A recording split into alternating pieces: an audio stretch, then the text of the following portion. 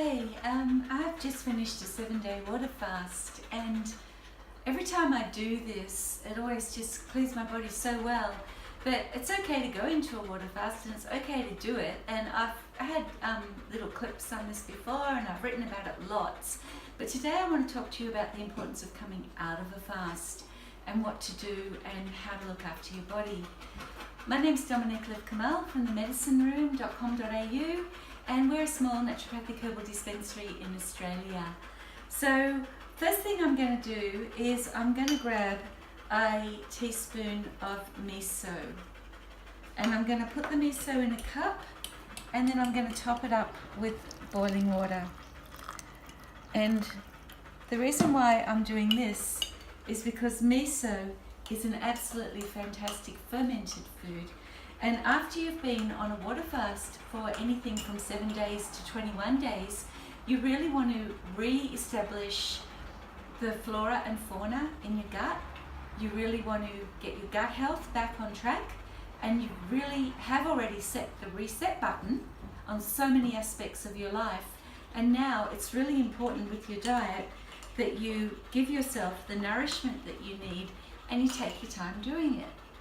Now, generally, my basic understanding, and from what I've learnt to practice, is that if you're doing a water fast for 1 day or 2 days, like from 24 hours to 48 hours, then the next day when you break the fast, it's really important that you eat really, really gently, and then you go back into your normal diet. If you do a 7-day to 10-day water fast, then it takes 3 to 4 days to get back into your normal diet. Well, not normal diet, but a good diet for you. And if you fast any longer than that, then I would suggest that you talk to me or to another healthcare practitioner who can guide you through it. So I've just got white miso here because everyone knows I love red miso so much. But white miso in this situation is super gentle.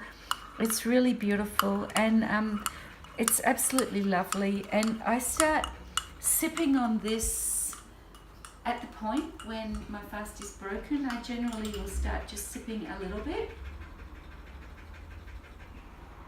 It's warm, it's nourishing, it's flavorful, and it's full of minerals.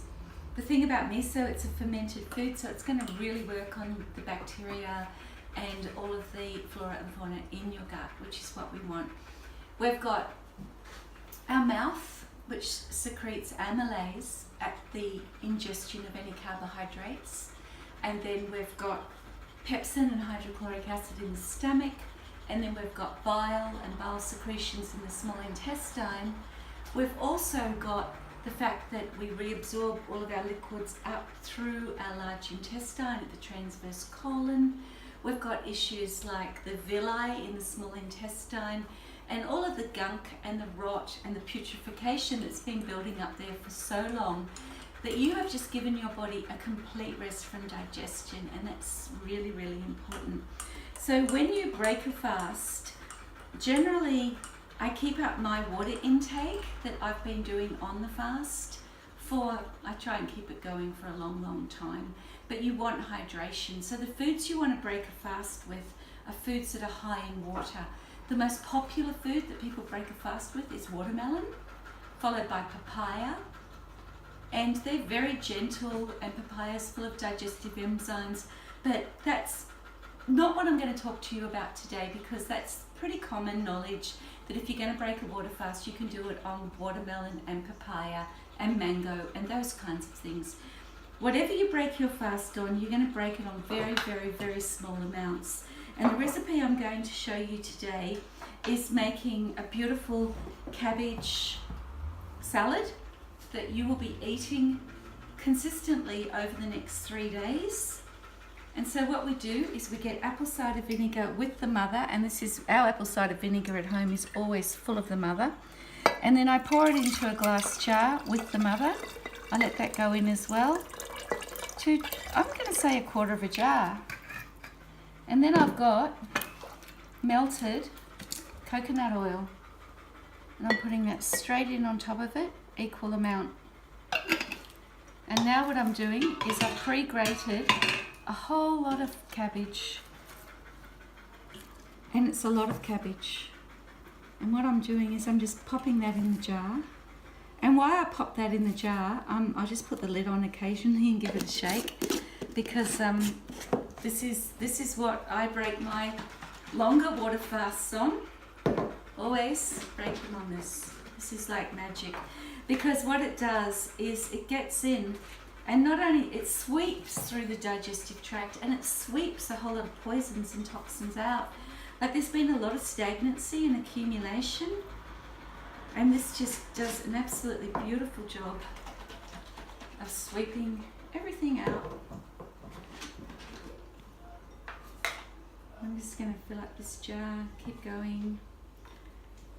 And you know, there's a lot of apple cider vinegar in there, and there's a lot of coconut oil in there. That's because what's happening is your body's been in the ketosis process for the last ever how long, in my case 7 days. And when your body's in that process, it really is used to using, you know, like old body fat as fuel, and toxins and yuckiness. And so we don't want to take the body out of that. That's why I don't break my fast with watermelon and papaya today, this fast. Sometimes I do, but I'm not today. I'm doing it another way. And then I have this, and you know, like I could add more in if I wanted to, and I just leave it there. This is the mixture. I actually broke my fast 3 days ago, and I made this mixture 3 days ago, and this is what it looks like. It's so delicious. What I do with this is I just pop this in the fridge, and I keep it in the fridge. So I mix it with things that are really high in water. Cucumber, #1 water fast breaking food. Cucumber is something like 94% water. I always peel the skin off my cucumber. I just want to show you this cucumber here. This is organic cucumber, of course. Like, you really want to be careful if you can, when you break a water fast, that you're eating really wholesome organic foods. So I get the cucumber, I cut it in little cubes, I put it in a bowl, and then I just grab a scoop of this. When you break a water fast, for the first couple of days, it's really important that you only have about 60 grams of food at a time. So that would be like pretty well what's in this little bowl here would be enough food for you to have, and just get it into your body, and then keep drinking your water and your herb teas, and then you can add in some of your miso soup and drink that. And then every 2 to 5 hours you just have like a little bowl of this, and if you feel hungry you can have one every hour. And what it's doing is it's just absolutely setting up your digestion for a really good future. The next foods that I add in is, I add in, like I said, the cucumber, and then I add in greens, like very finely chopped greens, lots and lots of greens. I add in some green powders. I keep it really green, I keep it really clean. I start on day 2 last night. After I'd stopped fasting for 48 hours, I had some avocado, which was really beautiful. And then I added in some coconut yogurt. And another thing that I've been absolutely loving on this, breaking this fast, is black tahini paste. I've been adding a little scoop of black tahini paste into my cabbage blend. But the formation of every meal that I'm having on breaking the fast is the prebiotics. It is the cabbage base. And prebiotics are onion, garlic, cabbage, all of the brassicas and kale. And what prebiotics do is they feed all of the bacteria in our gut. They feed all of the life in our gut, and we want that. That's essential for health. The reason why I'm having no sugars at this stage, I don't introduce sugars until possibly even day 6, 7, 8, 9, 10 after I've completed the water fast. So I'm not having anything other than this to eat. I'll add a little bit of lean protein in. So my lean proteins that I add in can be tofu, it can be a little bit of fresh cheese, like we're coming into days 4, 5 and 6 here. If you've got some really good fresh fish and you eat fish, have some fresh fish. Last night at the end of day 2, I had a few little peanuts, like not many, just a few. Just slowly adding. This morning, Tamara made me one of her beautiful recipes. It was a chia seed with almond milk and crushed hazelnut pudding. It was this tiny little pudding, and she'd also blended raspberries, and she put that across the top, and then she gave me a little blob of peanut butter over it, and that was absolutely delicious. But there was no sugar in it. There were nothing in it that could hurt me, nothing in it that can take my body out of the process, because you've got to remember that even though you've started eating again, all of your cells in your body are still pumping the toxins through and the waters through, and it's like a really beautiful process that happens in our body. And that even though we've started eating again, that doesn't mean that my body's ready to take in large amounts of food, large things. Like, don't have coffee, don't have alcohol. If you eat meat, if you eat red meat, I don't recommend that you eat red meat yet. Don't eat eggs yet. Keep everything super light. Don't eat processed cheeses, and just keep this as your base.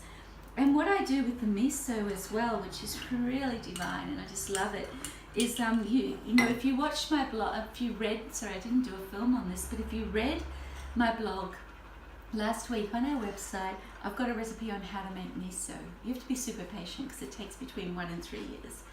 But this little cabbage prebiotic, it takes, like, you know, you start eating it straight away, and then you keep topping it up as well and mixing it in and that kind of thing. One of the things that I am doing on this diet is I'm making sure right now, with the new dietary habits that I've brought in after the water fast, is that I'm having at least 1 tablespoon of coconut oil a day, preferably 2. Yesterday I had 2 tablespoons of coconut oil. I'm really pumping the oil through my body because my body's in that way, in that ketogenic process at the moment. It's in that way of dealing with fuel. And so that's what I'm doing. I'm feeding my body the oil. The oil's also very beautiful in detoxifying, boosting my metabolism and setting my body up and setting my cells up. All of my beautiful cell membranes are being set up with that super awesome fatty acid layer again. This is my opportunity to rebuild my gut, my opportunity to rebuild the layers on the outside of my cells, and just to reset. So I know it's almost the end of detox season. I look forward to talking to you. Come and see us. Dominique Liv Kamel, medicineroom.com.au.